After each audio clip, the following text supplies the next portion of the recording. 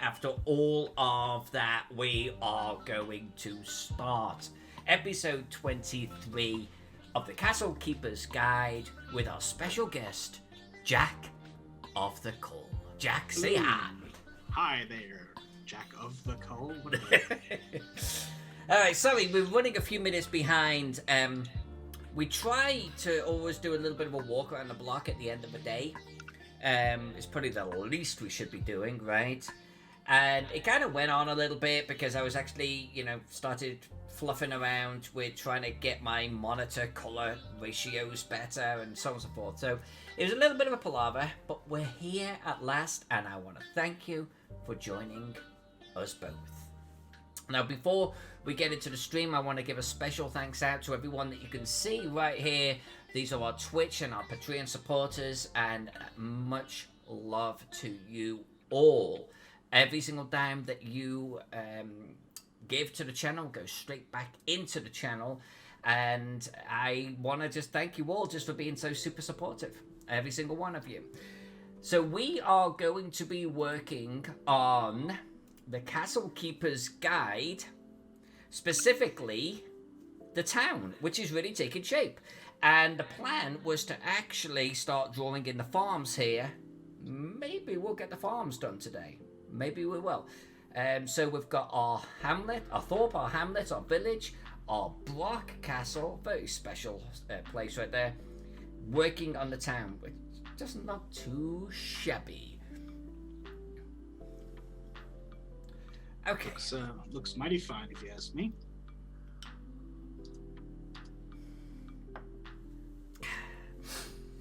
So we've got a couple of people lurking in the background. I'm not sure if my chat's actually working or not. I just have to assume that it is. Let's just jump into this. I certainly see what you typed in there. Oh, I've got a little cyan blue type of thing going on here. I've been working on a map for the Patreon supporters. There we go, and we've got Pex and Wargaming Recon in there. Great. That's about. I'll wait. So how's it going, Jack? How is it going? It is going very well, my dear. Just another day in the bank. I've been, obviously you doing maps every day is, I'm sure inspires a lot of people to be, creative and kind of go into the role-playing world. Wargaming, yes, indeed. And so it's one of those things where I've been my brain's been in kind of the inspiration mode, not fantasy necessarily, but with Shadowrun and Cyberpunk and that whole thing going on. So I have noticed that you've been in a very creative mood with that recently. Yeah, I have. I mean, I don't know, with everything, going on with, quarantine and COVID and, social distancing and all that kind of thing. I don't know when we're going to get together with our friends again in person for gaming. And we have found that since our group likes to socialize on the side during gaming, that gaming virtually isn't necessarily the best fit for us, sadly. Because you have lots of people that end up talking over each other. If we found a way where we could get all of our friends to be more focused on the game, and if they wish to have a private conversation off to the side, they could do so, and maybe perhaps in a private chat or what have you. I would love to, be able to game sooner with everybody, but regardless of that, my brain has definitely been going back into getting my Shadowrun thing moving forward. Did you see Wargaming Recon's got a buddy that's actually been doing some stuff with Mike Pondsmith? That's awesome. That's fantastic. That's fantastic. Yeah, that's kick ass. Nice. I've never actually played proper Cyberpunk. I've always been a fan of Shadowrun just because it has that magic element to it. But Cyberpunk's always seemed really cool. I always liked the idea behind it. So I think I owned it back in the day. I think I actually owned a copy, but I'm not sure I ever actually played it. Oh, we may have met him at TotalCon this year. Gosh, I met so many people at TotalCon this year. It's kind of a blur. I'd have to probably have a bigger.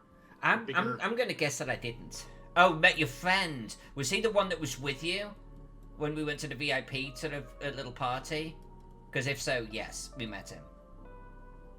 If you're talking about Mike Pondsmith, no, I don't think I met him. Oh, I don't know. I don't know.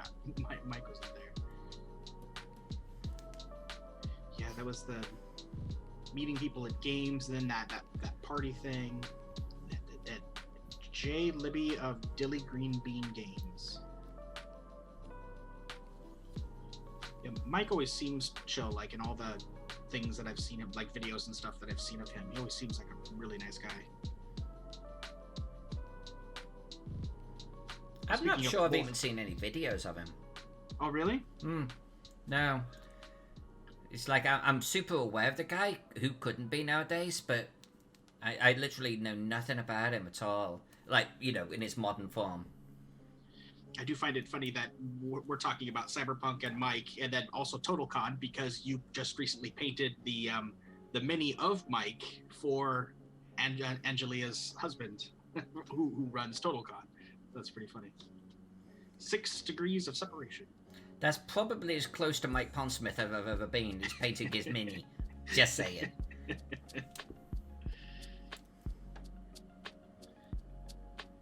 nice. Yeah, they are. They're so sweet. Angelia's now become kind of a regular. I do, like, every day I do kind of like a post about movies on Facebook. Angelia's kind of become a permanent, contributor. She chimes in with some of her own, favorite films and stuff. It's been pretty cool.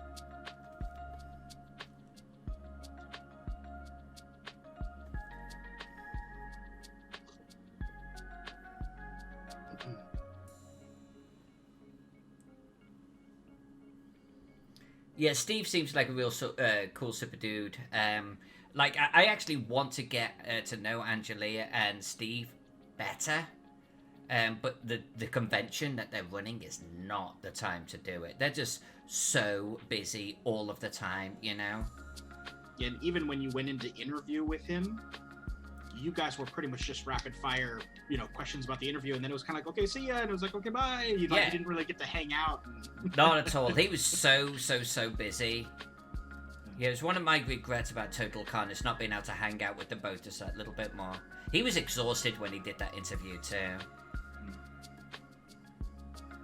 Yeah, because it was like the second to last day or the last day before the end of the con or something, and so he must have been just burning and churning since even before the con kicked off.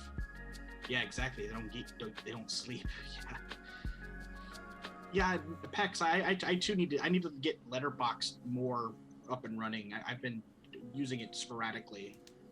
Yeah, everyone keeps telling you to do it. Yeah, when I review a film, I really need to copy it over to Letterboxd.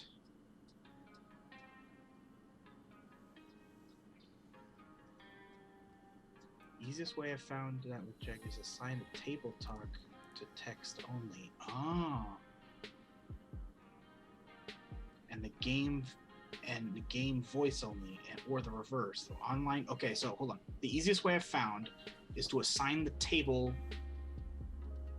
talk to text only, and the game to voice only, or the reverse. Online play, that is because of the crosstalk, mic feedback, etc. Okay. Gotcha. And that could work. We're just too gabby as a bloody group. Right. Yeah, and and to be fair, I know the guy that was running our virtual tabletop game is not an experienced GM in general, and so he wasn't doing a good job of keeping people in line, and then not only that, but then going to each of the players and saying, okay, now to you. He was struggling with that at the physical table as well. So that's just because of inexperience. I would hope that I would be able to manage that a little better. I don't know, maybe I float it to everybody and see what they think. Well, and you've seen me running successful Cthulhu Invictus or Cthulhu games, what we've done maybe half a dozen this year. And they've gone fine. I think, to Pex's point, you just got to have I think as a player, you got to have a little bit of respect and understanding that you just can't start chatting to one of the other bloody players. You just can't do it. And I think it's got to be a text,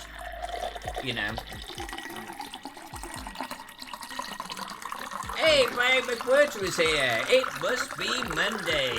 Monday with Jack. Good to see you, Brian. Monday with Jack and Brian. Yeah, you know what? We should just get you two on the channel, and I'll just bugger off. And she has plenty enough in that glass. We're not doing a refill of wine just yet. Not just yet. The stream's been going for literally 10 minutes and 51 seconds. Talking of which, didn't we have some questions to finish off? You know what we did? I was looking at the original list because I was, and in case everybody has forgotten, the last couple of Mondays she's been asking me a lot of questions, kind of like nerd related questions, gaming related questions. Who are you, Ridley? Where did you come from? Who do you serve? I am a trench coat of 3 kobolds. And so I found the list that she was going off of, and we decided, since she obviously is mapping more, that I would be question master, and be the one who asks the question. I will answer them as well, but since we kind of both answered them anyways, I figured it would be better, so she wouldn't have to take her away from her mapping. But the one that I found, I think you were correct in that, Melissa, when you said that you had done most of these, because now that I see the list, I see, oh, you were actually jumping around a little bit. Like, I'm looking like at the end of the list, I'm like, oh, you actually asked these earlier in our in our discussions, because in our relationship, that's right. In our relationship, because you were doing things that were thematic based on where our conversations went, and so you were like, oh, well, speaking of that, let's do this question now. Yes. So I think this particular list might be done unless you're learning a language right now. I am not learning a language at all. In fact, talking of which, though, just to let everyone know, Pex the Magnificent has been hard at work on Twitch, and while we're not ready yet, he's been doing a lot of research, looking into what we can do and getting things set up. We are going to have a use for that in channel currency that you guys and girls have been earning, okay? And asking a question is one of them. You'll be able to throw down 100 gold or whatever it is. Ask me a question. And I think there's a question and some lies. You can even get me to eat some of the candy beans. We'll do more on it, but it's gonna be fun. It's gonna be a lot of fun, and questions and answers are on there. Chocolate dipped shrimp. That's what I'm gonna put up all 3,000 of my gold for you to eat. Chocolate dipped shrimp. I've eaten a scorpion in candy. Yeah, do it. Ugh, that's disgusting. Ugh. But that's not why we're here. So let me modify this question, because the question is what, it's so weird. What additional language are you learning? I guess in addition what addition to languages you already know. So let me ask you this: what fictional language? So this could be sci-fi, this could be fantasy, this could be from an RPG, this could be from a TV series, this could be from a film. What fictional language would you love to be able to speak and understand? Quenya. Next. That is the Lord of the Rings Elven language? Yep. I actually studied it for a while. I had a book like this thick of the entire Quenya language, and it had tutorials in it for actually teaching you how to speak Quenya.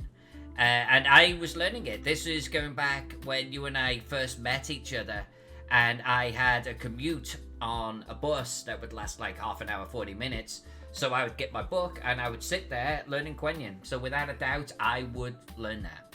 Nice. Brian, do you mean being able to read Arabish? Is that what you mean? And hello, Green Lantern. Hey, GL. Good to see you, my friend.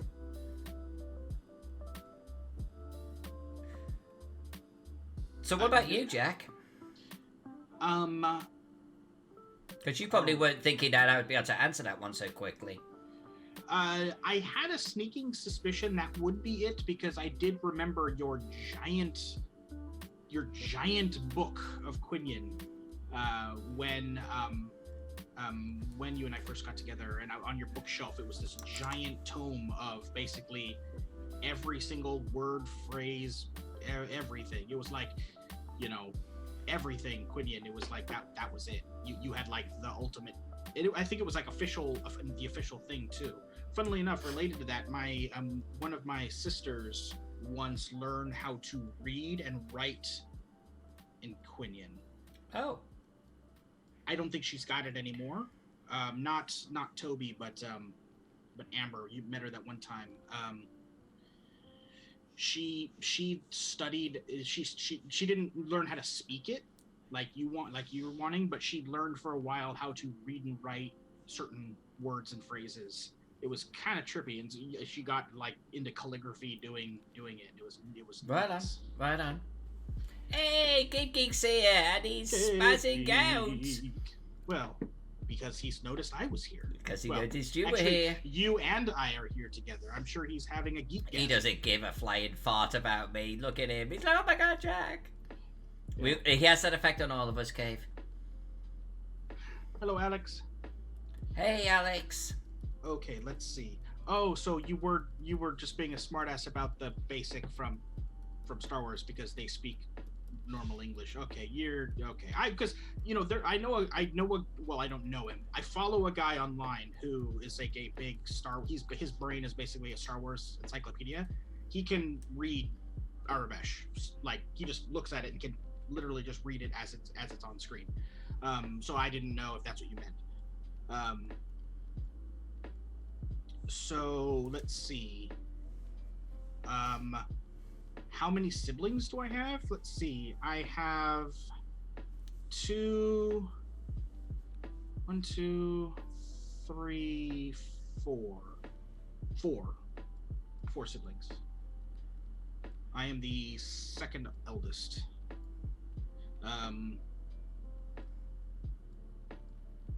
Nice. So for me, this is kind of one of those on the spot questions because I've literally put no thought into what fictional language I would like to know. What would Lord of the Rings Elvish is pretty sweet though. I got to admit that one pretty highly ranks up there. No, I don't know if I'm one of those people where I've never. This might be blasphemous in nerd circles. I don't really dig Klingons. Sorry. They're all right. More of a Borg guy myself, but that's just me. I don't know. I might have to just default and copy you and say Elvish from Lord of the Rings as well. Yeah, I think I might have to. I know that's kind of a boring answer because I'm literally just be like, me too. Ooh, Samarian? Ooh, indeed. There you go. What's Samarian? Isn't that Is that the other? By Crom. Yeah, isn't that? Oh, okay. Okay. Yeah, I was gonna say by the native language of Conan. Ooh, Wookiee would be pretty sweet. Come on, that's just a whole bunch of howling. Whoosh, is it Wooshik? What is it? Wooshik? Is it Wooshik? What's the name of the language again? Brian, help me. You know what? Learning Murder Bear Ewok language might be pretty actually entertaining. Yeah. I think it's called Wooshik. Nah, Trandoshan's a bunch of fucking bipedal iguanas. Get them out of here. Hutties, Shriwook. I got that backwards. I said Wooshik or something. No, Shriwook. There you go. Cool. Nice. I know, and I have the power of Google is at my fingertips, and I'm like, so what is it again? Derpy derp. All right, well, cool. So there you go. I'm gonna go with I am gonna go with Shriwook. Oh God, somebody I like least than someone I like less than Klingons is the Ferengi. Good lord. Oh, yeah. Send them out the airlock. Oh my god.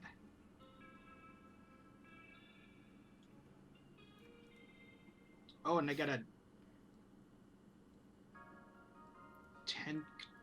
how do you pronounce that? Tanktonese from Alienation? God, it's been forever since I've seen Alienation. I don't remember anything about it. You know what though? Armin Shimmerman will forever be Principal Snyder to me. So, not poor him. You know, he's okay. He's okay.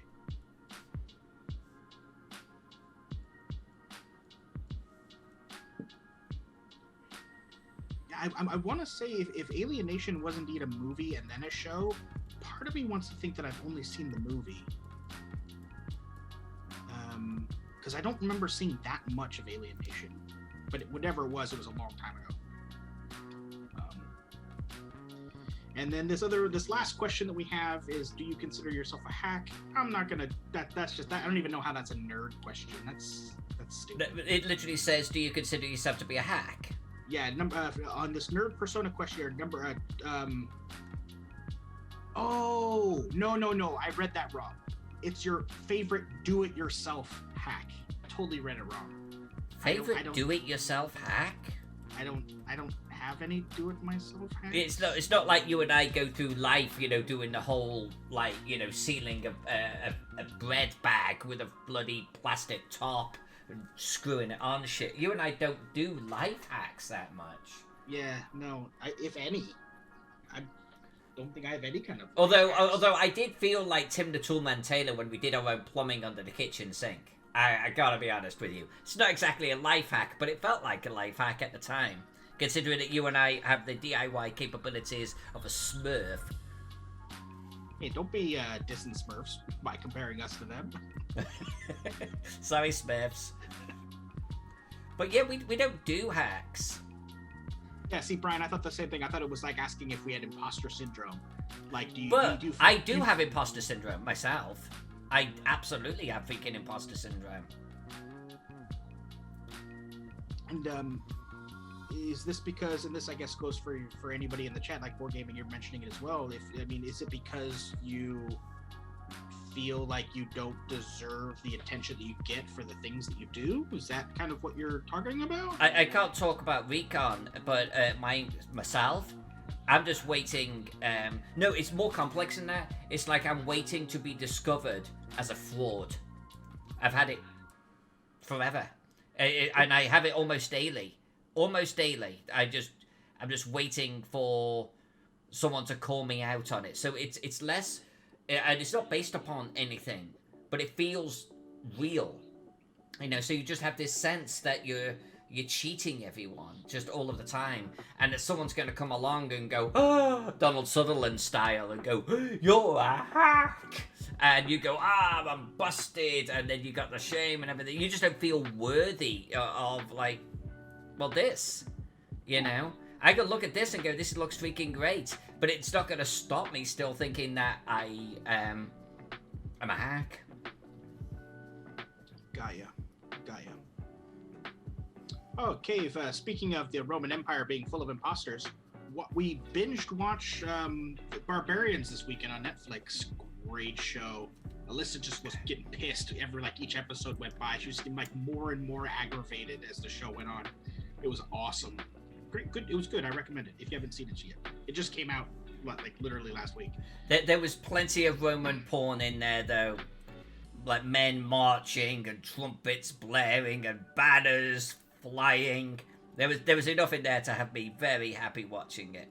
And I got to admit, and then when Arminius comes out of his tent and he's freshly shaved and has on his Roman kit, it's all nice and clean. I was like, he looks pretty boss in his Roman attire. I'm just saying. And then when he puts on that helmet with the mask, the cavalry helmet. Oh man, look at that! It's got goosebumps. He took that helmet off too fast. We're not going to do any spoilers or anything, but you know, there's this iconic sort of thing. I think they used it in the advertising of the show, where he's there with the forest behind him and he's got the cavalry helmet on and the mask.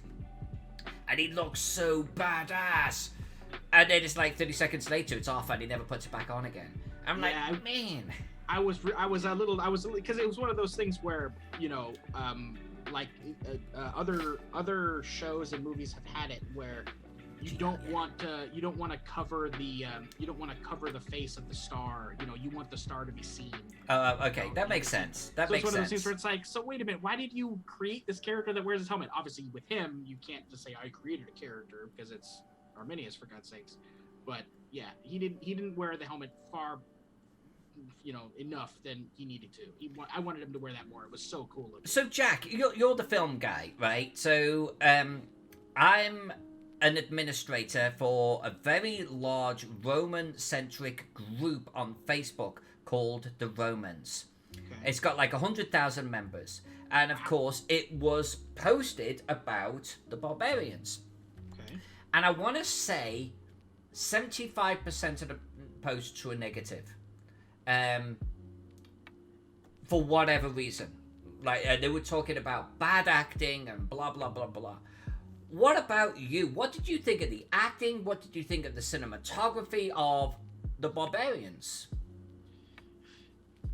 It definitely felt like a show. Yes, I know that there's been no rumor that they're planning on doing any other seasons because obviously, they wrap everything up. It is it is that event in history. That's the thing. I've read nothing about them wanting to try to expand it or try to do anything else. And on your thing that you said last night when we finished it up, talking about the history of Germania after that, I actually did a little bit of looking up in the aftermath of some of the historical people involved. Yeah, things didn't go their way for a lot of people, especially when Germanicus shows up. Some people get screwed over real hard. So that was like, oh, okay. So yeah, there's not going to be a part 2. This was very much Germany doing a little bit of a circle jerk over Teutoburg. They were getting very patriotic with this. They're not going to do a part 2 because it does not get better for them. Right. So that being said, I felt for a show, because again, this was produced by Netflix, and I know it was I forget the German production company who did it, but it was effectively a Netflix show.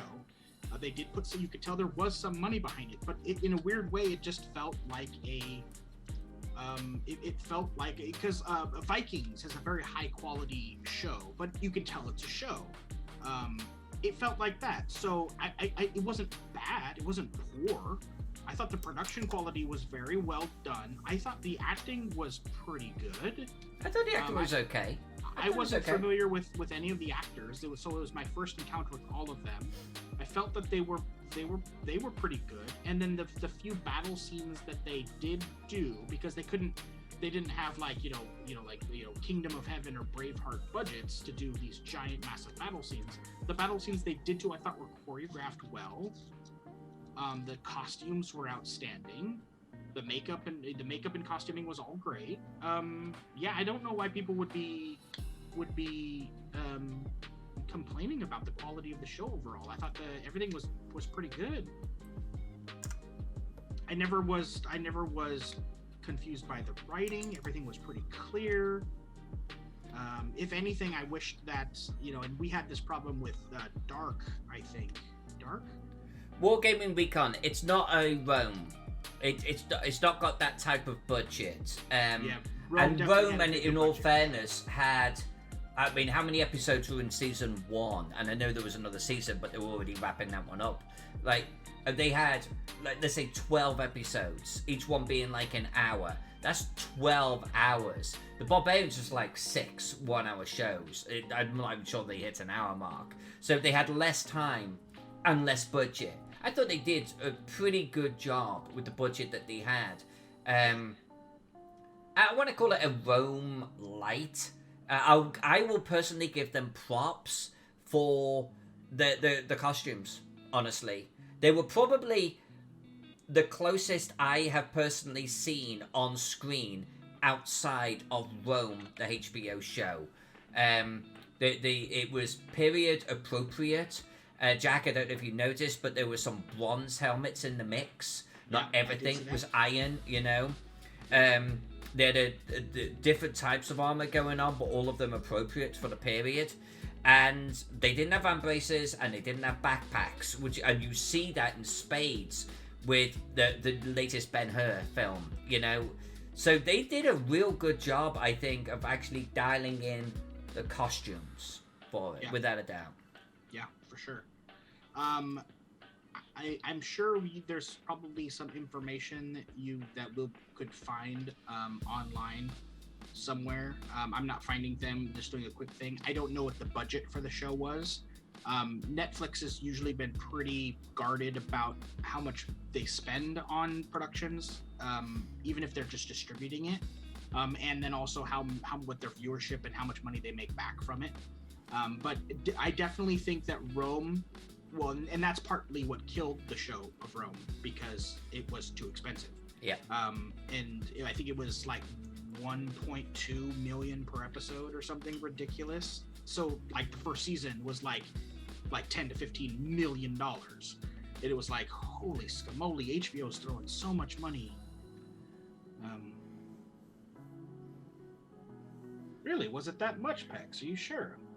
That seems a bit high. That seems a bit high. It was like for HBO Rome, it was ridiculously high. I don't have the exact number, but it was ridiculously high. No, he was saying that it was 18 million per episode of Daredevil. I don't Oh, think Daredevil. That's, oh, okay. I would have to see. I would need to see some proof of that. That actually seems really high. The Deadpool movie technically was made for. I mean, I think it was made for $50 million, but that was only because the guy who directed it owned his own visual effects company, and so he matched the funding that the production studio gave him in order to, but he was essentially doing it himself. So in a weird way, it was kind of 25 million, and he kind of like did the other 25 himself, but that was because he owned the special effects company, and he was like, you know, could get super deals with like the stunt crew and stuff. So yeah, but if Pex, if you have message me on Facebook or what have you, like the link, I would love to see that, because that's redonkulously expensive for Daredevil. Oh, okay, 3.3 million per episode. Okay. So yeah, that's a little. No. He was off 3.3, so maybe it was closer to 15. 3.3. 40 million for the season. That actually, you know what, that seems to kind of track more in my head. 40 million with the season. Was it 12 episodes? I thought it was 8. Was it? Was it? I thought it was more than 8. Because it wasn't like 5 to halfway mark, but maybe it was 8. Alright, so if it was 8, that's 5 million an episode, so that's a little bit different. Yeah. Let's see, 39 episodes, so it's 13 episodes per season. Okay. A GL said 10. We gotta coordinate, people, come on. Yeah. See, Daredevil, in my opinion, was worth it. Jessica Jones, half as much, and then Luke Cage. Luke Cage was certainly better than Iron Fist, but anyways, that's a different conversation. Holy crap, TV shows are crazy expensive. The Crown is 130 million a season. That is redonkulous. Apparently, I'm out of touch with television. Good lord. But I mean, if you think about some of the shows that are out there nowadays, and just the sheer quality of what they're putting out, even let's look at the Sherlock Holmeses that they do, just 3 episodes or something. That's TV quality, film quality right there. Right. Times 3, and some of them with big names too. True. That's a good point. Going back up the list, GL, you asked a question, and you jokingly said, answer carefully. So he asks, Jack, what is your thought on the 13th Warrior? Now, I'm going to be one of those people. I read the book Eaters of the Dead first, written by Michael Crichton, that they based the 13th Warrior off of. And because of that, I read it at the time in my life when I was someone who could not easily separate the book from the film. So I went into the film expecting the book and I didn't get the book, and so I was pretty disappointed early on in the film. Like, I'm watching the film and I'm disappointed by like the 25-minute mark, so the rest of the film was a little bit spoiled for me. Not spoiled, ruined. It was kind of ruined for me. It was like sour milk. I was like, the rest of the film, I was kind of like, man, they're not doing the book justice. God dang it. And so I have not watched it since then. So I haven't seen it with now my more mature, being able to separate book from film eyes. That being said, the one that I can't get past is Ready Player One. Screw that. The book was awesome, and you guys and Spielberg totally screwed up that movie. Ready Player One and Dark Tower. God, yeah, Dark Tower. Yes, and Dark Tower. I don't think it's necessarily elitist to, walk away with a fantastic experience from a book or a series of books, only to find that the on-screen version doesn't hold a candle. I think that's fair, and there are extreme examples where you take a series of books and you do one film, and it's like that. It's just not going to work. It's just not going to work. Right. Even with the argument with the Dark Tower, you find out at the end of the series, spoilers, so for people if they don't want to hear it, you find out at the end of the last book of the Dark Tower that the gunslinger's been doing this circular quest for an undetermined amount of time, where he's basically doing the quest over and over and over again, because each time he basically fails and he learns something new and he's able to restart it. And each time he takes the knowledge that he learned from the last time to that time. So what they touted the Gunslinger, the Dark Tower film as was, he got it almost right the last time. This is going to be the last time, and he's going to be able to beat the cycle and finally win. And I was like, holy shit, what? Because originally it was going to be the film, then a series, then a film, then a series, and then a final film. And I was like, holy crap, like 3 films and two seasons of a series, or maybe there was a couple more movies and seasons in there. And I was like, this is going to be amazing. And then they did a single film and they royally screwed it up, and they can bite me so hard. Yeah. I'm with GL. I freaking loved the 13th Warrior. But I hadn't read the book or anything. But I loved the film quite a bit. I've got a soft spot for the 13th Warrior. Yeah, and I very much would like to. Yeah, and that's and Brian, that was totally when I was reading the 13th Warrior, I was like, I'm reading Beowulf. What the hell's going on right now?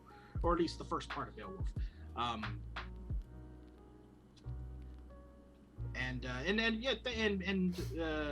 To which part, Pex? Which one are you agreeing me with 13th Warrior or all of it? Pex just agrees. With Dark Tower or with Ready Player One? Which one with? Oh, nice. And, yeah, Alex does note that it does say based on Eaters of the Dead in the credits. Yeah. Oh, thank you, Pex. Yes, with Gunslinger the Dark Tower. Yes, thank you. They royally screwed it up. Oh God, it was so bad.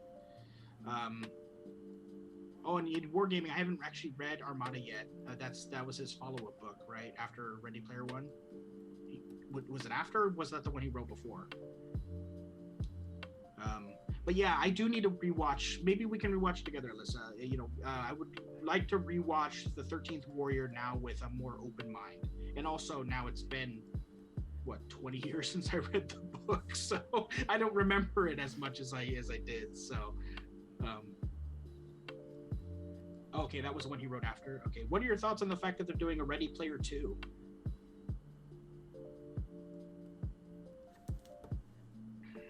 Or, he is.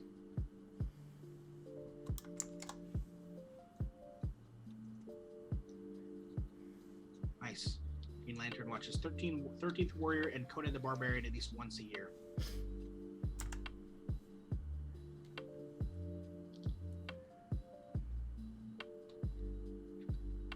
It's astounding. Time is fleeting. Madness takes its toll. Wargamer Recon, Rocky Horror Picture Show is freaking outstanding. it would make well, and that's the thing. I mean, it's near Halloween, so Halloween, yes. Horror, no. I mean, so it's how do you picture, how do you classify your Halloween? Rocky Horror Picture Show would be in my top 10 favorite like musicals of all time, for sure. I don't even know what other category you'd put it in, because it's comedic, sure. It's dramatic, sure. It's a musical, sure. It's a love story, sure. Alyssa, your thoughts on Rocky Horror Picture Show? Never seen it. Really? Never seen it all the way through. Just well, that makes sense. You're not a super fan of musicals. Yeah, I mean, there are musicals that I do like, but yes, generally for the first half of my life, I hated all musicals and tended to avoid them. And then my sister really got into Rocky Horror, like, early in life, and it's not going to be cool for me to like the same thing as my sister. So the minute she gets into it, I'm out. So it's just circumstance of life for me. Gotcha. I might have seen pieces of it. That's it. Got ya. And Cave, you're wrong. Sorry, I know it's your opinion, but you're wrong. There you go, Cave. You all loved you for a reason, my friend. Here's a glass. What was one of the films that I watched recently, which really is a musical, and I really dug it? Rocket Man. Rocket Man. Yeah, freaking loved Rocket Man. Brian, also another one that I add to that list of movies that were better than the film. No, movies that were better as a film than they were as a book. Yes. There aren't many, but those are some good examples. I would add Big Fish to that. I absolutely adore the movie personally, and the book I struggled to get through it. I was not a fan.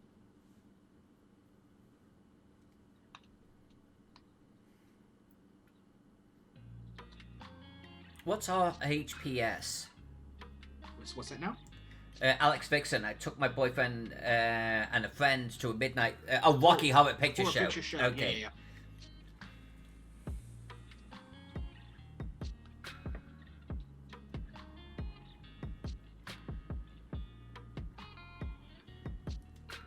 Yeah, the Rocky Horror with Vic Moranis was indeed the remake, which I've actually never seen the original personally. I've only seen the remake with Moranis.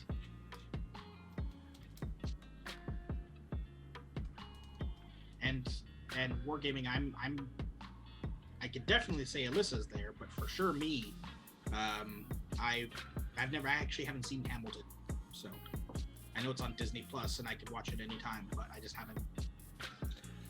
The Dreadstar toast. You know what? I'll toast to that. I don't know what we're toasting, but I'll toast it.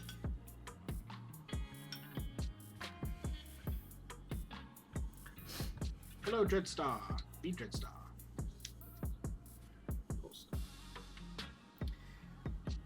I didn't know there were two versions of Little Shop of Horrors.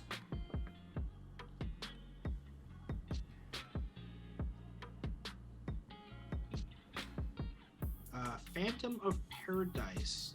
Pex is championing that over Rocky Horror. I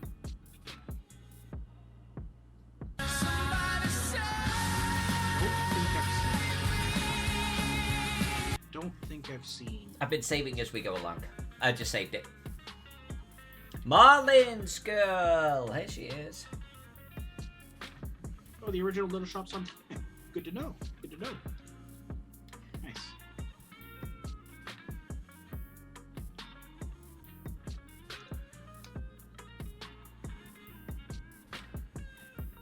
Oh, good lord. Strange Brew. Oh, good lord. Oh, no.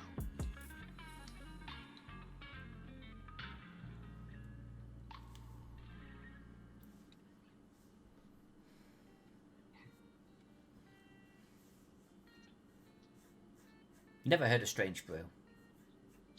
Strange Brew is the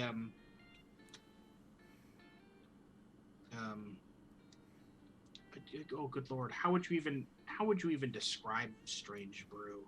It's such a silly film. It's I forget the other guy's name. Rick Moranis and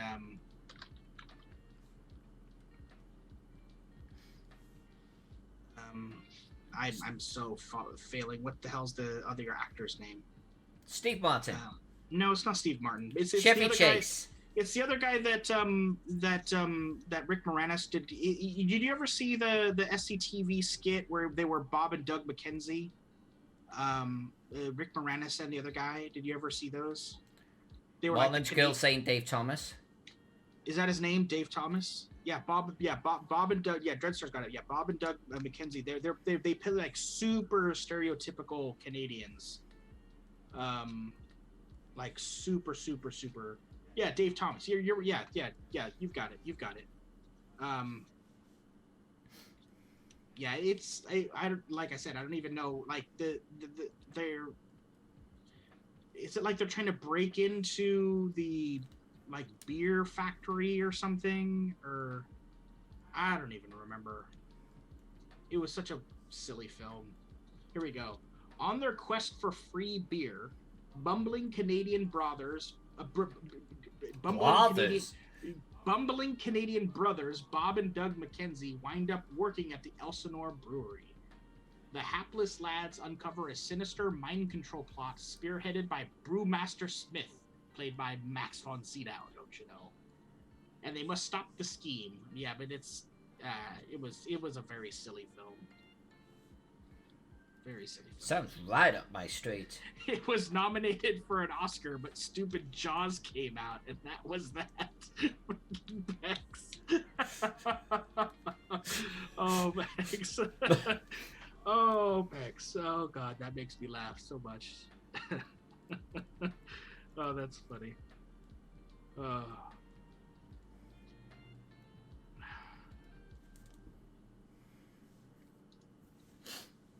Good lordy.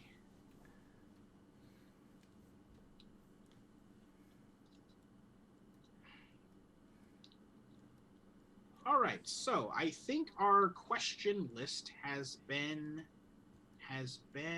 Oh, was that still the old question list? Complete. Well, no, that was the old question list. Our last one we did was 30 minutes ago when we talked about what fantasy language did we wish we knew. I think that list done. So I could pull up the other list that I had seen going around, and we can go from there and see what chat questions this brings up. Not questions. Yeah, questions and comments. Let's see. No, I haven't actually vetted this list, so it might be. Oh, it's gonna suck. It might be real. What sexual position do you like? Not answering. Pass. Next one. Not sure how that relates to your geek persona, so okay. Princess Leia. How is that a sexual position? Please explain this to me. All right, fair. Is that the one where you got a chain around the neck and you just choke? Yeah, there you go. You know what? And there's a big slug behind me.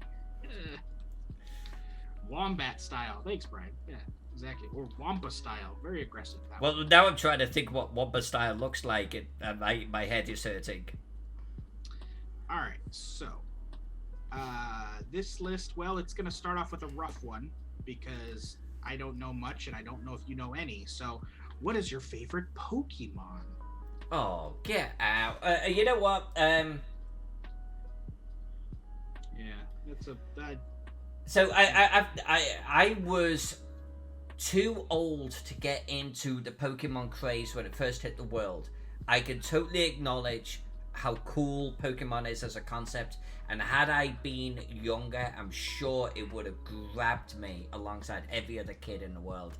But I don't know that many freaking Pokemon. I'm going to be honest with you. But the one that sticks in my mind is just purely a visual thing.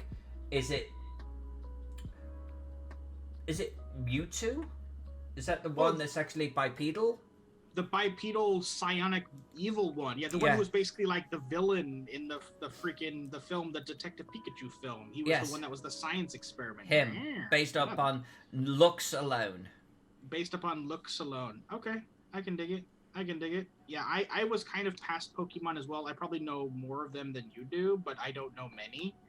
I think I had this discussion with Evil Bunny online where I was like, I know, he was like, Generation 7. And I was like, I didn't know there was more than 2 generations of Pokemon. I don't even know what you're talking about.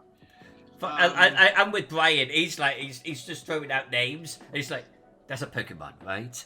And Hufflepuff was it, but it's like, yeah, I'm with you, Brian.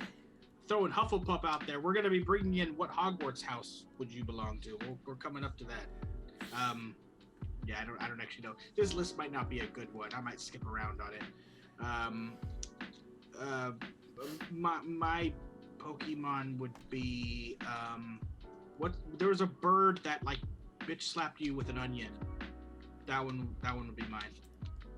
A bird that bitch slapped me with an onion? No, bitch slaps you. You the opponent, his opponent. You. Oh, his okay. Enemy. His enemy. He would. Is that Bulbasaur? He would. No, Bulbasaur is like the one with the big growth on his back. He needs. Well, yeah, hence onion. No, he's not a bird. He's a dinosaur. Bulbasaur. Oh, it's a bird that drops onions on you.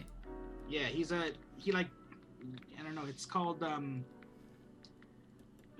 House Lannister, says Brian. Yeah, that's. Yeah, I'm with it. I'm with bloody Tyrion. Brian on this. Tyrion. That's my favorite. What's the Pokemon with a green onion? Bulbasaur. Let's see. Far-fetched. He's a wild duck Pokemon. He's an extremely rare Pokemon that can always be found holding a leek or green onion, which it uses to build its nest. I'm pretty sure he bitch slaps you with that leek. I'm just saying. Yeah, he's got a cool, like, very aggressive, like, angry eyebrow thing going on there with some feathers that are like a dark arrow. Makes him look like he's mad dogging you. And then he's got kind of like a weird, he's got a little fro on his head, a little, not fro, he's got a little weird thing on his head with feathers, like a mohawk. Yeah, I think I'm gonna go with that.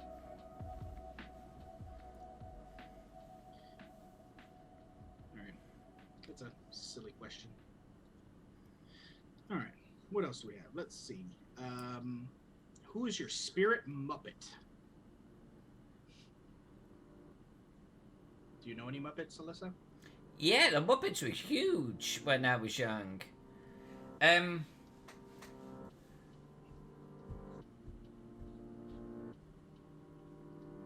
that's a good one. God, who would my spirit Muppet be? Green Lantern says Gonzo.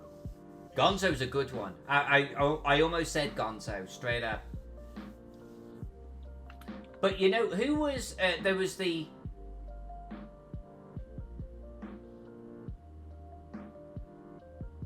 I'm going to say the Swedish Chef. Oh, really? Yeah. Really? Nice. And if it's not him, then there were 2 scientists. Remember the 2 scientists? And one of them was like a guy with glasses and he was bald, but he had an assistant that his mouth just went like that. Yeah, he was the like red haired. He was like the one that meeped all the time, wasn't he? Yes. So it's honestly the Swedish Chef or Meep, whatever his name is. Now, question: does the Sesame Street crew count? Honeydew? Is that what it was? Honeydew? Honeydew and Beaker. Beaker was the. That was him. I'm going with Beaker. What about you, Jack? Now that was so. My question is does Sesame Street count as Muppets? I think it does. Because they're both Henson. Yeah, both Henderson. That so counts. Then if that is the case, then Cookie Monster. He would be my favorite. Yeah, Cookie Monster for sure. Never watched any Fraggle Rock war game.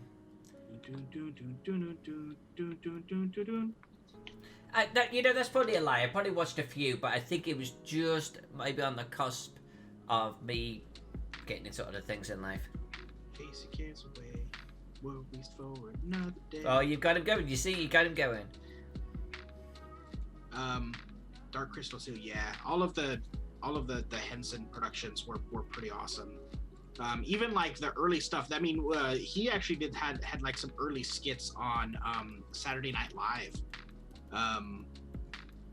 and it was like funny but kind of dark too. It was kind of weird. The early stuff there, but yeah, but all the Henson stuff was good. Fraggle Rock was good. Dark Crystal was amazing. You know what? We still haven't seen the new Dark Crystal. And that's one of those things where actually I have no idea if you even have any interest in that. Should that be something that I watch? I'll watch it. On my own? I'll watch it with you. Okay. I think I've only seen the original like once. Yeah, it should be one of the. And if I'm not mistaken, the show is a prequel. So I mean, knowing the original story would probably be good. You know, maybe that's something that we watch at some point. Well, if it's a prequel, you should need to know the original. Yeah, but you know there might be things that they reference, like the legend. How can you reference things in the future if it's a prequel? No, but I'm saying that things if you watch the original film, they might bring up like the legend of blah blah blah, and then you watch the show, and then you're like, oh sweet.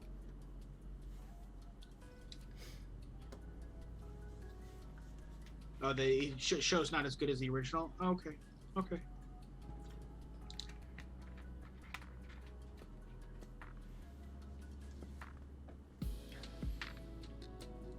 Oh, that holds up to the original film, according to Alex. Okay. So a little bit of a mixed bag of opinions here. Cool.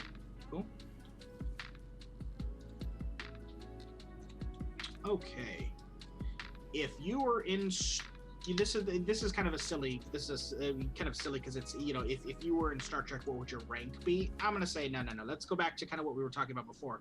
If there was a race in Star Trek, a race or group of people in Star Trek, which one would you wish to be a part of? And these questions go out to everybody as well. I have a sneaking suspicion that's not your real answer. You're just being a bit of a smart aleck. I actually don't know that many races in Star Trek. Like, I watched all of the Next Generation, and I watched, I think, most of the original Star Trek. Which you said Star Trek, right? Correct.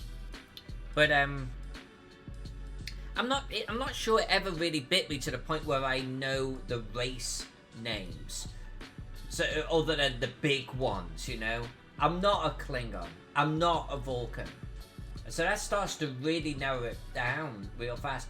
Borg Queen. Okay, Borg. Loved the Borg Queen.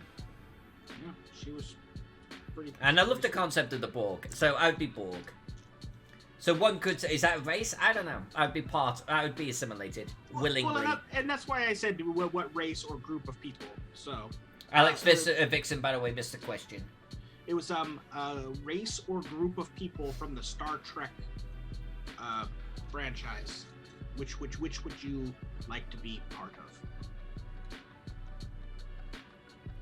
Wargame Recon says either a Tribble or a Cardassian or Ferengi. Okay. Oh, and also, and Alex mentioned going back to Dark Crystal. She's a super big Dark Crystal fan, and actually had an entire D&D campaign set in the world.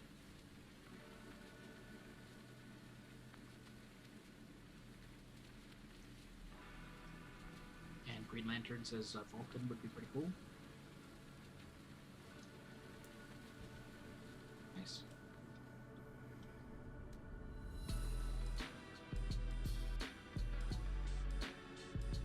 And I can ask you on screen. I don't have to do my little tiny notes. But listen, would you like a drink? I would love a drink, Jack. Thank you very much for asking. You're most welcome.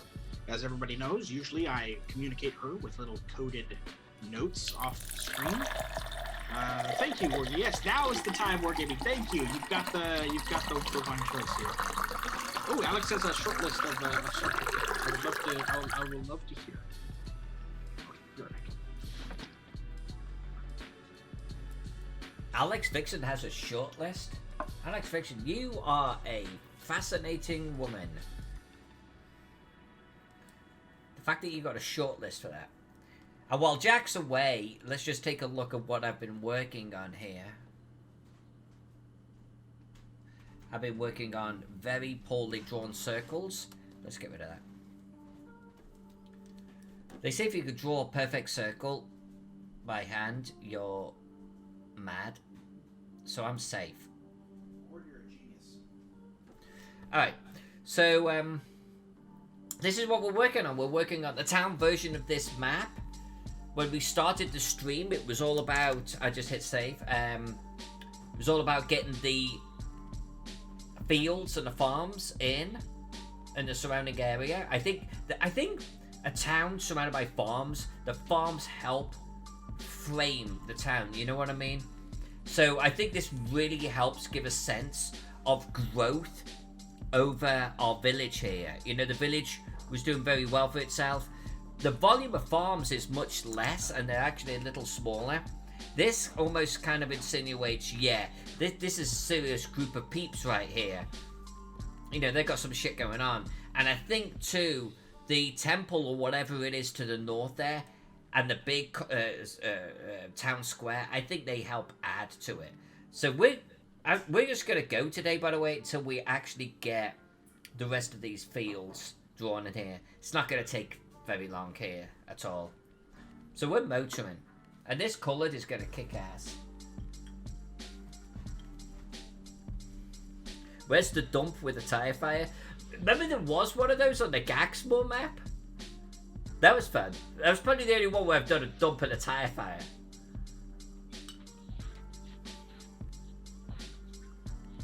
Ooh, Alex, Orion, Tellarite, Cation, Farazin, Enterprise Born, Romulan, Reunificationist, and Aquatic Zindi. Alex Vixen, you have it down. That is a. You know your shit. That is a short. That's a quite the short list. I was expecting like 3 or 4 wowzers, double that. And sadly, I'm not enough of a Star Trek nerd to know what some of those are. As soon as I look them up, I bet y'all visually be able to see them and go, "Oh, okay, I know that. I didn't know that's what that was called." Okay. All right. What about any race in any fantasy or sci-fi fiction? If you had to decide on one, Yeah, Cyberman. I'd pick Cyberman. I want to be a Cyberman.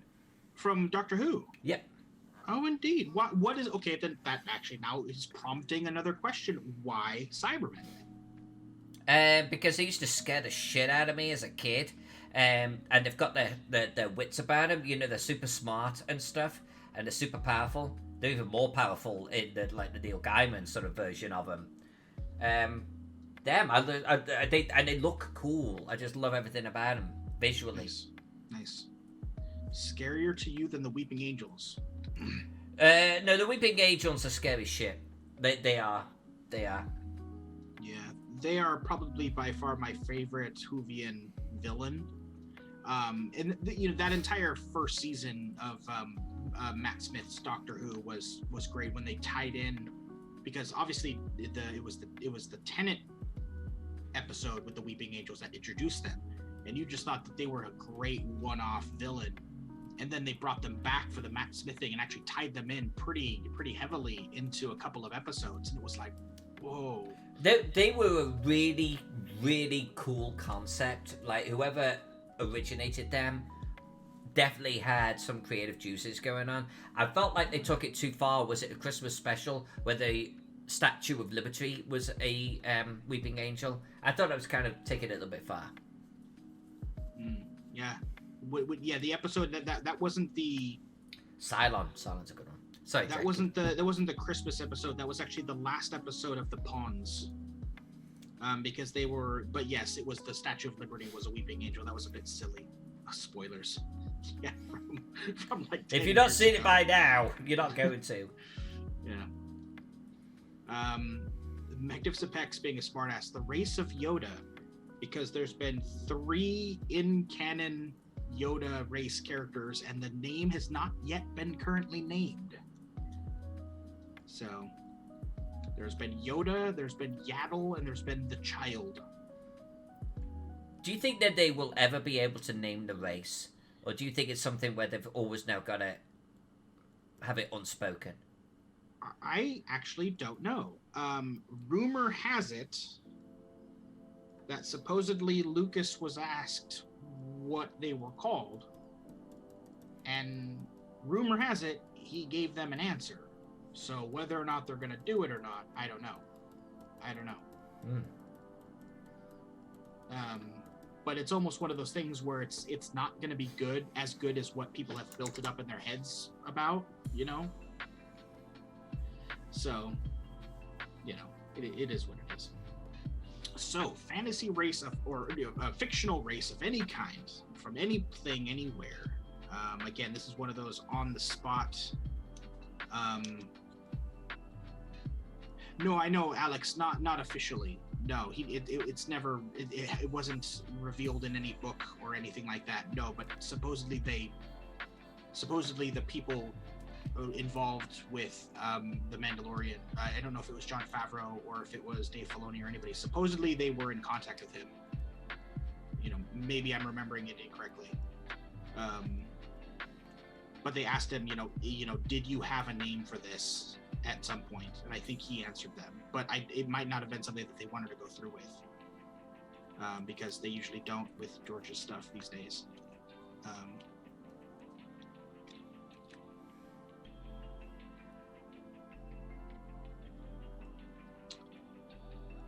Let's see.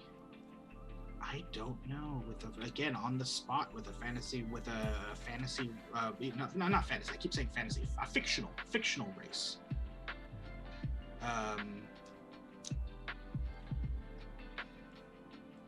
You know, my brain keeps going to like Star Wars, but I don't actually know if there's a race in Star Wars that would win out. Like I'd be like, ooh, I want to be that. You know, I'm gonna go like something like D&D. I'll go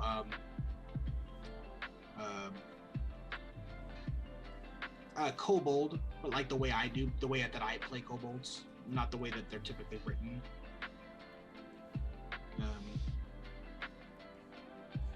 Yeah.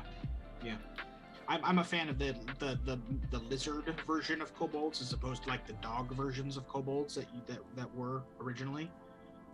And I'm a fan of them being very akin to they're like a reptilian goblin almost. You know, I like playing them very, very akin to goblins. Ooh, dragonborns would be pretty sweet. I like dragonborns. Like D&D dragonborns.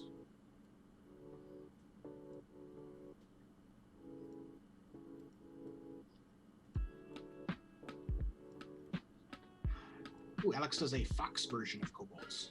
Oh, indeed. Oh, that could be interesting. Are they like the halfling version of like the kitsune race?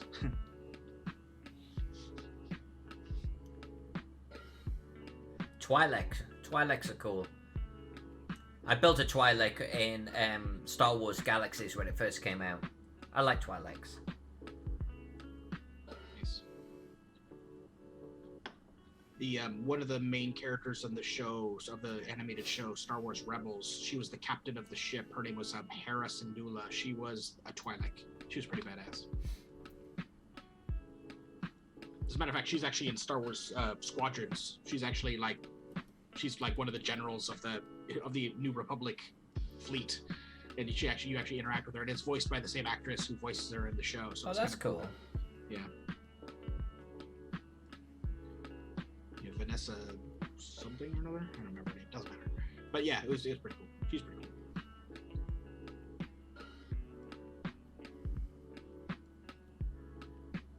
cool. Ooh. Kafar, Quinlan Voss's race. Nice. Good choice, Green Lantern. Yeah, I never played Star Wars Galaxies, but Alyssa mentioned that how the Star Wars Galaxies was pretty cool until they introduced Jedi. And then everybody was a Jedi and running around like a derp.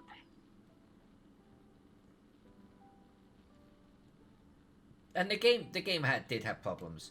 You know, when I watched, I'm going to call it an Animal Trainer, a Beastmaster, whatever it was called. One passed with 3 Rancors in tow. That was a little immersion breaking. And I remember now, I picked Smuggler as my class, and there was nothing in the game for smugglers. Because they hadn't introduced space flights or anything at launch. Which... Oh, no! Yeah. Yeah, in the Star Wars game, if you have a... Yeah, that's silly. That's silly. So there was literally nothing for me to do that was Smuggler. Nothing. And then there's a dude running past with 3 fucking Rancors. I'm like, fuck off. That was probably something that really killed it for me. Yeah, that's a shame. And now they have Star Wars: The Old Republic. Well, now, like I'm saying, like it's new. No, it's been around for ages. And because it's an MMO, they have to balance out the classes. So a bounty hunter is just as badass as any force-wielding Jedi or Sith. It's like, no, that's not how it works. That's really.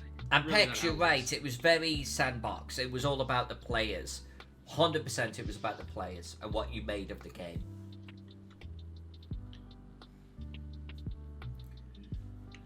Well, shit, I think I might be actually... Oh, hopefully that didn't do a shortcut that I didn't like. I think I might be done with the town map. Yeah, wow.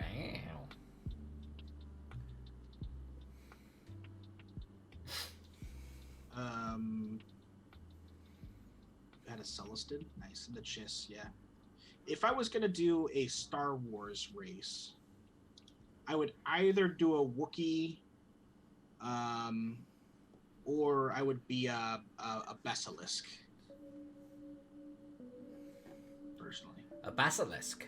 No, a basilisk. That's what I said, basilisk. No, not a basilisk. No, they're like a big, they're like a big, burly, 4-armed race of dudes. In the films, I think the only one that shows up is the diner owner that Obi-Wan talks to in Attack of the Clones. But in one of the books, there's one that's part of like the military unit, and he's a pretty badass dude. I forget his name off the top of my head.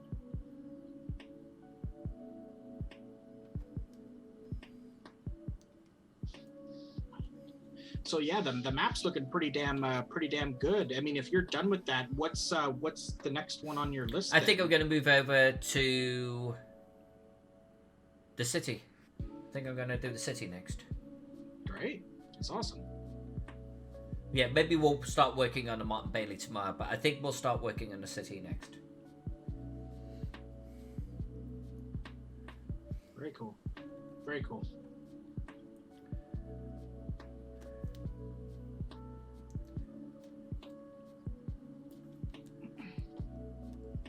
What other questions we got, Jack? Okay, let's do this next one. Let's see.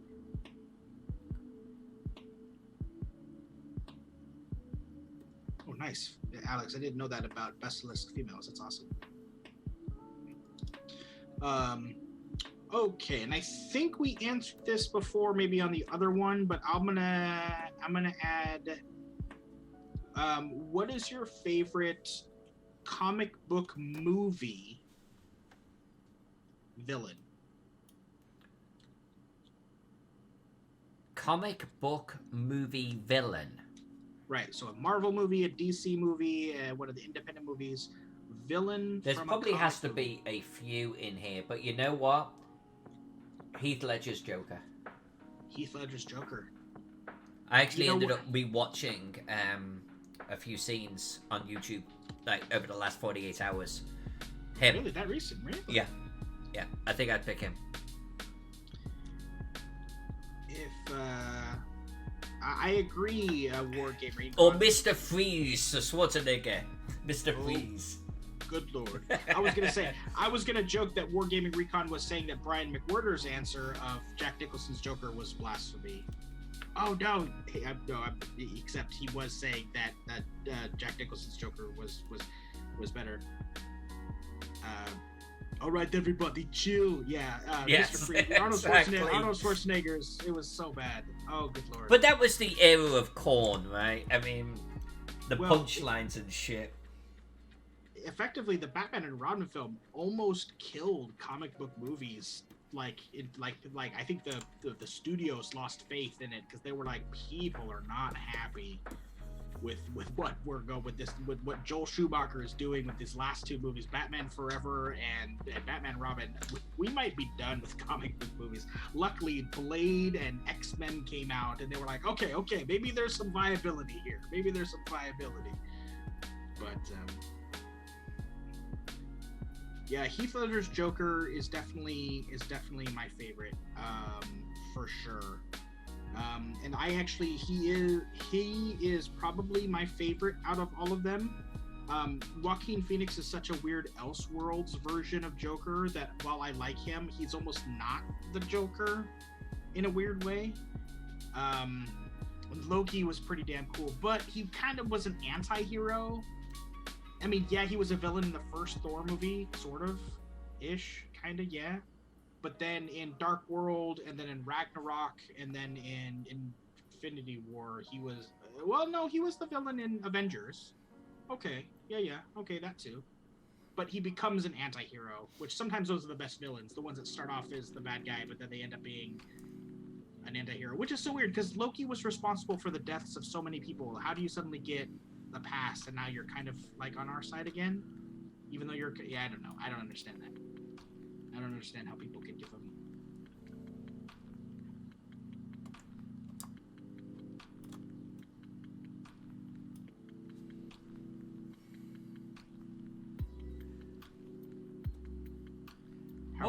What other villains would be considered, Jack?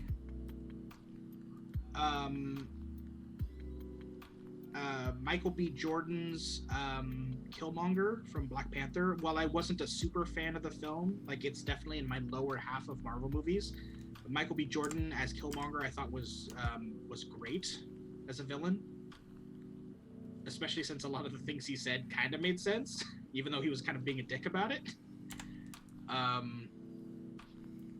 Yeah, the Jude Law character from Road to Perdition, the serial killer photographer. Oh yeah, I mean, if we're gonna, I mean, is that though from a comic? Yeah. Is that from a comic? Yeah, Road to Perdition was a comic. Yeah. Then that is a solid choice. That is a solid choice. He is so good, so good.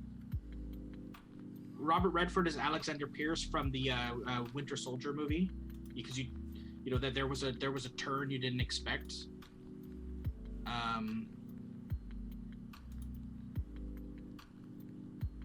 Alex Fiction just shared this. Okay, yeah, a breakdown of how you would classify the different Jokers. Yeah, because they're all different. It's really hard to say the Heath Ledger Joker versus the Jack Nicholson Joker, because as this picture is pointing out, and I agree, Jack Nicholson was a maniac gangster, but he essentially was a gangster, though, even though he might have lost it a little bit. That was what he was. While Heath Ledger was pure chaos. The anarchist is the perfect example. Yeah, it's the perfect name for it, the moniker for him, because he was chaos embodied. Jared Leto being a psycho, I would agree with that. Cesar Romero on the TV show being a clown. Joaquin Phoenix is being the comedian. I don't know if I could. So what is this? Like, who is this? That's the character from the Gotham TV show. Okay. I tried to watch an episode once, and it hurt me in my soul, so I stopped watching it. I don't know that character, so I don't know if I can do that one. And that's true. Wargaming brings up that every single Joker that's written in the comics is different, because it all is depending on what writer is doing it. So even the Jokers aren't consistent throughout. Because one could argue, and I'm not surprised that lineup didn't have him. Mark Hamill's Joker from the DC animated show, from the Batman animated, and then also his Joker from the Arkham games was even a little bit different from that, because the Joker from the Arkham games was pretty freaking dark. He was one, and that was especially with in the second game, if you're watching the credits at the end of the game and you hear the voicemail that the Joker leaves for Batman, it is so sad and creepy and dark and messed up. It's like that's a completely different Joker as well. So it's like Mark Hamill's done two different Jokers himself, even though he's doing the same voice for both characters. They're both like two different characters completely. Oh, okay, yeah, exactly. That poster was just for the live action. Cool. But still, if the poster is doing the Jokers, they should do all the Jokers. I'm just saying.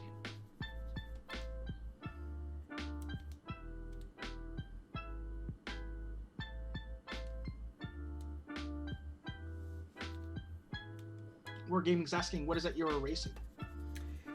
So I originally drew this map about 30 years ago, and this is a map that I'm going to use for the Metropolis for Trollord Games, and it's good. It's a fine map. We're going to make some corrections, but it's almost like we're rolling back time. If that's a Metropolis, what was the city version of this? So I've taken basically a cross-section of the Metropolis, and I'm erasing the things that would not exist in the city version of it. Okay, that makes sense.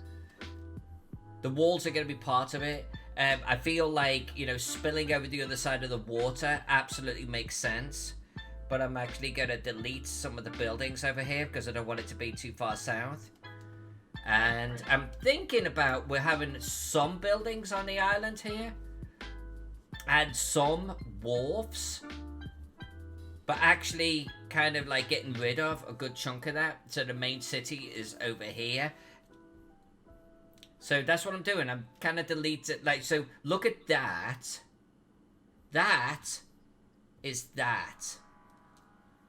Like between these two, they're the same. Right there. So I'm actually now sort of iterating a level of growth, if you like. That's what we're doing.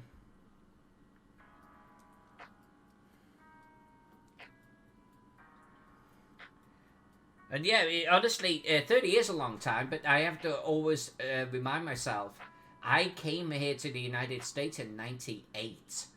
And that's over 20 years. That's 22 years ago.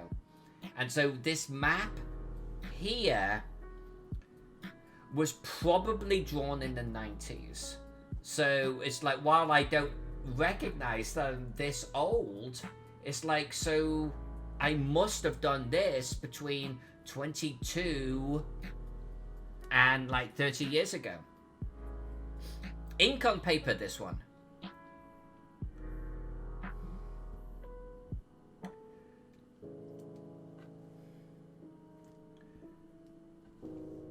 And I think we're going to delete a good chunk of this because it'll be a nice growth area when we do the bigger version of the city. So I'm gonna get rid of all of this. All of that? Yeah, a good chunk of it.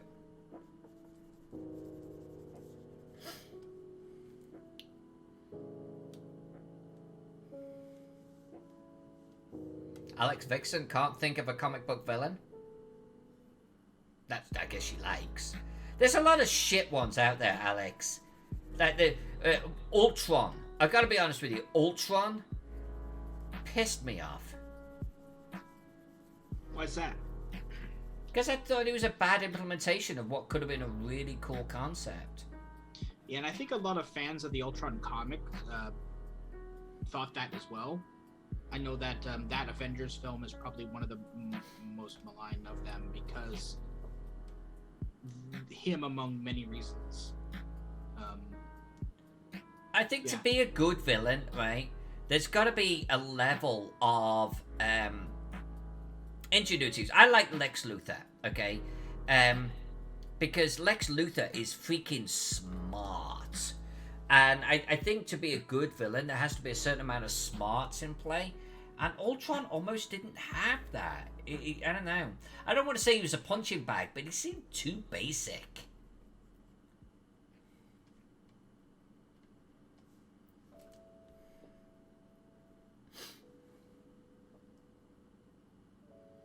Yeah, Pex. Does the director of the Fantastic Four franchise count as a villain?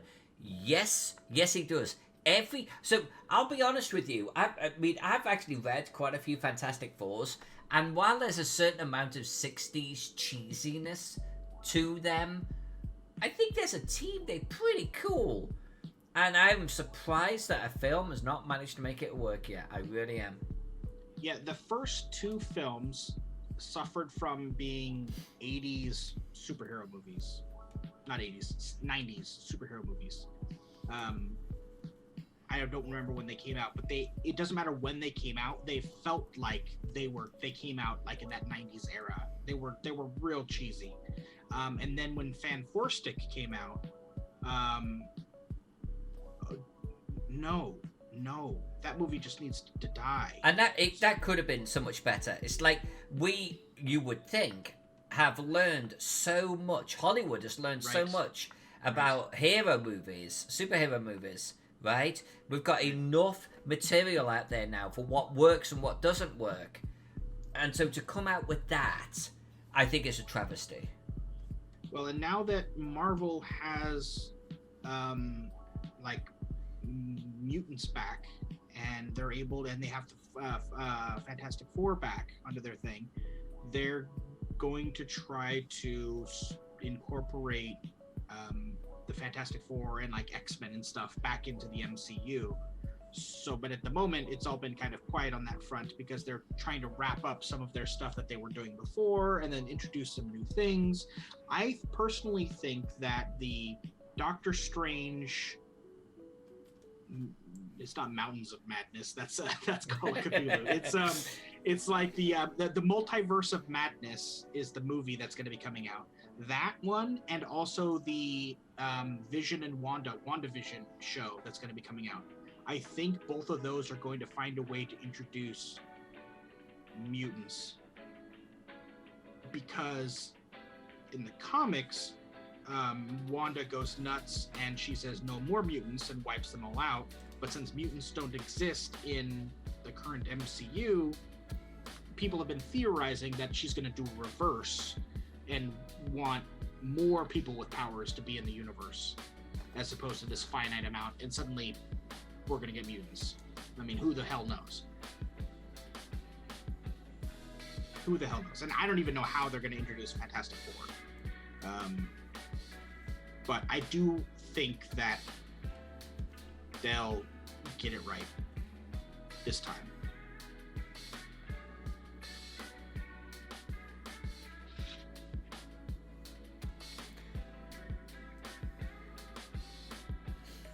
By the way, we've been going almost an hour and a half. I'm just going to do a little bit more wall deletion here.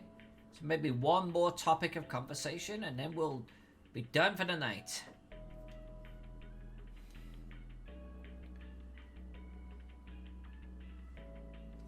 Wargaming Recon has a question about how this might, I don't know if this is a serious question. I didn't vet this. Hold on.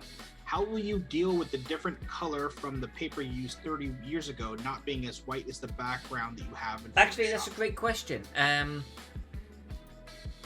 So hold on a sec. I'm going to tell you.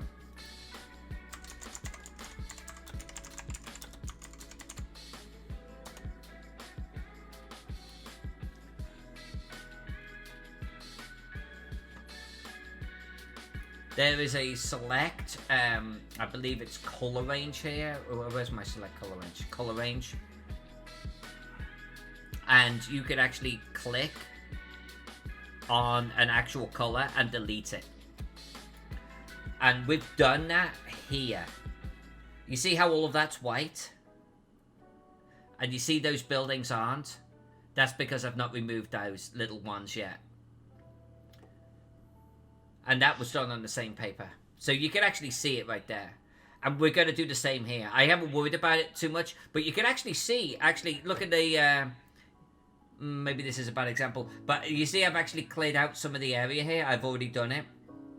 And then over here, I haven't. Yeah, it's possible to actually select a color in Photoshop and go, yeah, get rid of that. So that's the way we're going to do it, my friend. And that's a really astute sort of visual recognition that you did there. Because, yes, the paper isn't white. In answer to you, Green Lantern, Moon Knight has not been currently cast yet. Oscar Isaac is currently in negotiations to play Moon Knight, but also so is David Diggs. And rumor has it so was Nick Kroll. So until Marvel comes out specifically with a news update, I can't get too excited.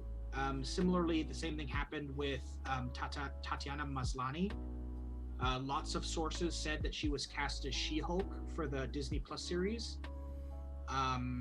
Marvel never once came out and confirmed it, and then Tatiana herself came out and said, "What is everybody talking about? I'm not cast as this character."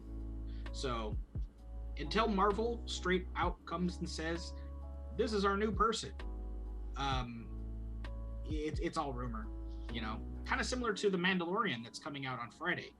There's a lot of rumors going on around certain casting news in there.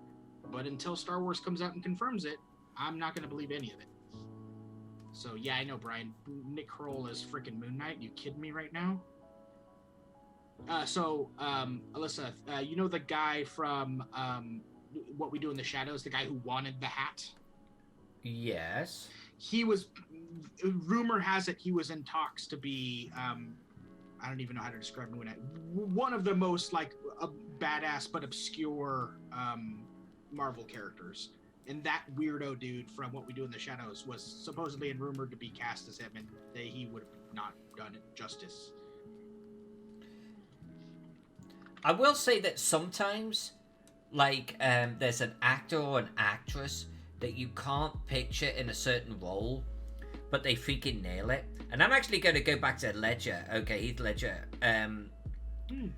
because, like, straight off, what was a Night film that he did, I don't think anyone would have, like, cast him as the Joker with a straight face, you know, and thought that he could do a good job. But look at him. So I do want to acknowledge that certain actors and actresses are really freaking kick-ass, and they can transform themselves to really like into a new role and do so brilliantly. Yeah, I do remember a lot of people when Heath Ledger was cast, they were like the guy from those from that stupid rom-com, the guy from Knight's Tale, the guy from that Brokeback movie. Knight's Tale, that's the one. Exactly. Yeah. But to Brian's point, I'm not sure that you could convince me that the Nick guy is one of those actors. I want to give a benefit of the doubt, but I'm also going to acknowledge that there's plenty of actors and actresses that are just miscast and they're just not going to carry it, you know? That was the Heartthrob movie. Thank you, Morgan. We got 10 Things I Hate About You. Yeah, he was in I was like, Heartthrob movie. I don't remember the name of it. Heartthrob. Yeah, that Heath Ledger was in. He was. Yeah, I'm not arguing with you. I'm just saying the way you described it. Yeah, the Heartthrob movie. Yeah. That one. Oh yeah. Iron Fist. Oh yeah, Alex, there's talk about another guy who did not do that justice. Who was like, that was so miscast. Iron Fist was a stupid freaking casting. That was a bad casting. Iron Fist is meant to be super muscly, not like huge, but he's athletic, right? But he's meant to be a kick-ass martial artist, like really badass. The reason why season 1 he didn't do much martial arts is because the actor didn't know any. Why would you cast a martial artist or a non-martial artist in the pinnacle of martial artists' characters? He was barely passable as the Knight of Flowers from Game of Thrones, for God's sakes. Jesus criminy Christmas. Yeah, ka-ching, money. Yeah. That was a bad cast. What other bad castings have we got out there, folks? Like the actors and actresses just should not have got it. Like, do we want to stick purely to kind of like our nerddom No, movies? anything. Anything. Okay.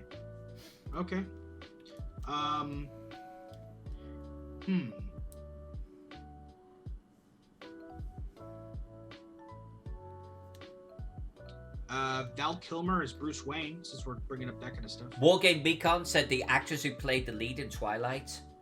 Yeah, there was something, but there was what's her name? Kristen Stewart. Thank you. Yeah, but she's just terrible in any movie she's in. Well, no, but here's the thing. I'm not gonna agree with you on that one, because because both her and Robert Pattinson. Okay, you don't necessarily like her in the other stuff that you've seen her in. No, I've liked her in nothing she's done. But for the rest of the film watching community, they have noted that both Robert Pattinson and Kristen Stewart have been in other films and have actually shown that they've actually got some acting chops. But then everyone references Twilight, and everyone goes, yeah, but like Robert Pattinson, if you look at every other thing he's done but Twilight, he's actually pretty good. Kristen Stewart, I do like that Snow White movie. In my opinion, she was total crap in. But like when she did, I think it was Ghost. Was it called Ghost Shopper? Private Shopper. Ghost Shopper. I don't like sparkly vampires. No way, dude.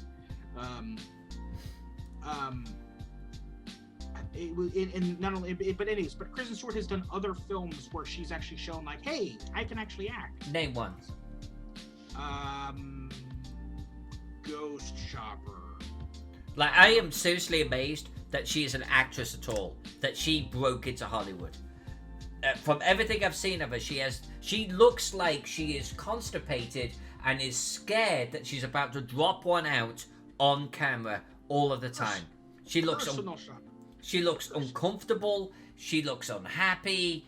It's just, I've not seen her do one thing well. Well, on Saturday, we will be able to give her one more assessment because she is in the film Underwater. Oh, Jesus Christ, really? All right. Folks, so everybody knows, on Halloween day, Halloween night, typically, we don't pass out candy. A, we don't get any kids in our neighborhood, and two, we're crabby curmudgeons. And so typically what we do is we watch 2 or 3 horror movies. Some of them are ones that we hear are scary, but we've never seen before. And then we do a couple that are more lighthearted. This year, our lineup is Pet Sematary, Underwater, and then The Frighteners. All of which, Alyssa hasn't seen any of them, and I've only seen The Frighteners out of those 3. So... Ooh, Alex Vixen says Brie Larson is Captain Marvel. So I've never read any Captain Marvel comics. I read one comic where she cameoed in it briefly, but then was gone. So I have no basis on comparison of Brie Larson if she was a good or bad Captain Marvel. Oh yeah, Halle Berry as Catwoman. Terrible casting. That was a terrible movie. Oh. I'm just going to have to zoom in on this. There it is. That sums it up right there. That's her acting range. And it's versus, what's her name? Emma Watson or whatever. Right, and it's not like I'm a particular fan of Emma Watson, but this is it. Right here. Oh yeah, Pex, that's a good one. Jesse Eisenberg as Lex Luthor. And I was willing to cut him from some slack. I was willing to give that a shot. That's a good choice. That's a good choice. I'm still hoping, beyond hope, that he was actually Lex Luthor Jr. and the actual Lex Luthor, who was away, is still going to be Bryan Cranston. He's still going to show up and be the actual Lex Bryan Luthor. Cranston would have been freaking phenomenal.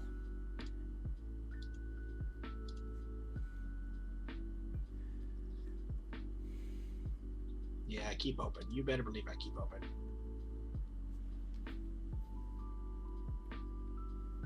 All right. I think this is probably a good point to end it, boys and girls. I'm just going to do a little bit more Rocky Poo here. And I think we're going to be ending the stream right about now. We are going to be back tomorrow. I don't actually know, by the way, if we're going to continue drawing the city tomorrow. Tomorrow, Wednesday and Thursday, right? Or if we're going to just mix things up a little bit.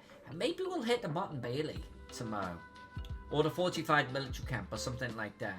I feel like, doing something with these spots. I think that's what we're going to do over the next few days. What I wanted to do here was get rid of the bits that we're not using. And I'm going to get rid of the paper color in the background. And then that will be good. It gives us a context. It gives us some a sense of what the actual city is going to be about. But I feel like actual working, our next big project be maybe the military camp or the Motte and Bailey. And maybe in honor of barbarians, we'll do the military camp. Because I'm going to make that one look like a Roman one. Oh, yes, I am. Oh, yes, I am. So on fire, destroyed. Yeah, I think you said in honor of barbarians. Yes, no. I was sorry, I was looking at Nicolas Cage's Ghost Rider. I'm a person that actually kind of likes or wanted to like Nicolas Cage. And there's a few films that he's done where I've been entertained. National Treasure, I think, was one. He's not A-list. I know he's not A-list. But nowadays, he's not even C-list.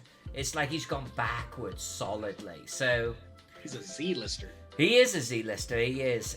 And it's like, I don't want him to be a Z-lister, but he is. And I agree with Brian on Jennifer Garner, who's a great actress, not good as Elektra. And then Topher Grace, he's a decent actor, not good as Eddie Brock Venom. That being said, I didn't really buy Tom Hardy as Venom, but that's just me. There was something wrong with that movie. I think Tom Hardy as the non-beast form of Venom could have worked, potentially. Because Hardy could transform himself. There was something wrong with that movie. Yeah, exactly. Pex. Hardy as Bane was amazing. And that was actually something that, funnily enough, Alyssa and I were talking about not too long ago, because Tom Hardy in real life is like 5'7". I mean, he's not that tall of a dude, but Bane is huge. So it was so funny how it's like, we're gonna cast Tom Hardy as Bane, and that was one where the internet went, what? Have you heard of the accountant from Drive Angry? Alex Fixon just brought him up. I have not. I'm not even sure I've seen Drive Angry. I think isn't that a Nick Cage movie? Is it? I think so. Yeah, it is a Nick Cage movie.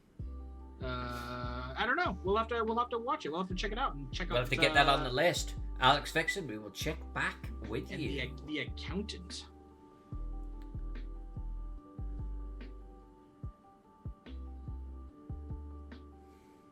I do remember when he played Picard's clone in Nemesis. Yeah.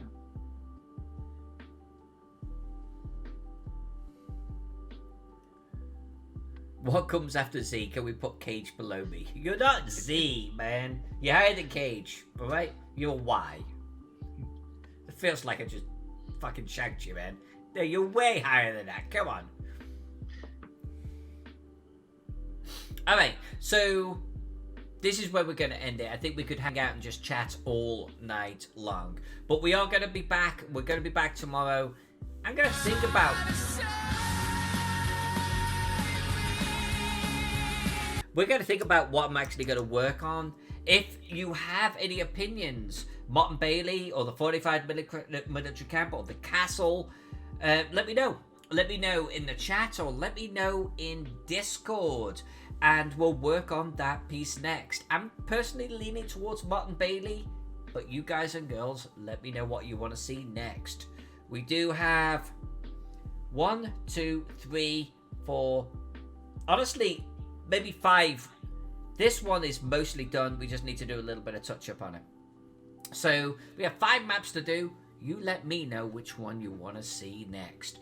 Now, before we leave, I do want to give thanks to all of you Patreon supporters and Twitch subscribers. Seriously, not only do you make me feel very, very loved, but also that little bit of money that we get, it all goes back into the channel. And the software and the hardware does not come cheap, so thank you for helping out. I'm not aiming to be Dr. Disrespect big, no one can be, but I do want to grow this a little bit. I want to make it fun for us all. I do want to foster a love for all things maps. So for all of you, thank you for your support. It's very, very, very much appreciated. And believe me, on Twitch or Patreon, there's going to be a lot of love coming back to you. Don't forget, if you are a subscriber, if you are a backer on Patreon, you can join the private Discord channel, and I'm on there all the time, okay? And occasionally I'm putting out things of we're going to work on this, I'm going to work on this. We're putting out new stuff over there, little sort of glimpses into the future. So come and hang out with us. I love you all for hanging out with us tonight. And Jack, thank you for being here, because you know everyone loves you. Nah. Overrated this guy. And Wargaming, you recognize Leadbear. We'll talk about that one tomorrow. Leadbear's a cool dude. Alright, all of you, thank you so much. I love you very much. See you tomorrow night. Tell me on Discord what you want me to map next, and we'll do it. See you then, everyone. Peace out.